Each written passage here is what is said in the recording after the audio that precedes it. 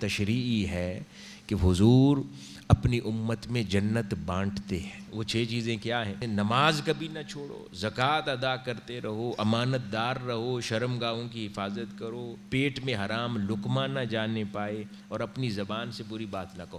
اب یہ جو چھٹی چیز ہے، یہ سب سے عمومی رویہ ہمارا ہے زندگی میں، اس پر تو بالکل ہمارے کنٹرول ہی نہیں ہے۔ اس طرح الفاظ کا انتخاب بھی ہمارا بات کرتے ہوئے کئی بار اتنا سخت اور کرخت ہوتا ہے کہ دوسرے کی دل آزاری بآسانی ہو جاتی ہے۔ اس کے بعد ہم 100 بار بھی اپنے دل میں پشیماں ہوتے رہیں، لیکن جس شخص کا دل آزاری کرنی تھی وہ تو ہو گئی، اور وہ اگر اٹھ کر مجلس سے بھی چلا گیا، دوبارہ آپ سے وہ ملاقات بھی نہیں ہوئی، اور اس کو دوبارہ اس کی دل آزاری یا اس کو ختم کرنے کا موقع بھی نہیں ملا، ایک شخص تو دکھی ہو گیا نا آپ کی وجہ سے اور چلا گیا۔ تو یہ 6 امور آقا علیہ الصلوۃ والسلام نے ارشاد فرمائے کہ ان کی مجھے ضمانت دے دو، میں تمہیں جنت کی ضمانت دیتا ہوں۔ ان کو آسان الفاظ میں یوں کہہ لیں کہ آقا علیہ الصلوۃ والسلام نے ہمارے دین کا خلاصہ ارشاد فرمایا کہ اس کے ارد گرد اپنی پوری زندگی کو قائم کر لو تو تمہیں جنت عطا فرما دے گا۔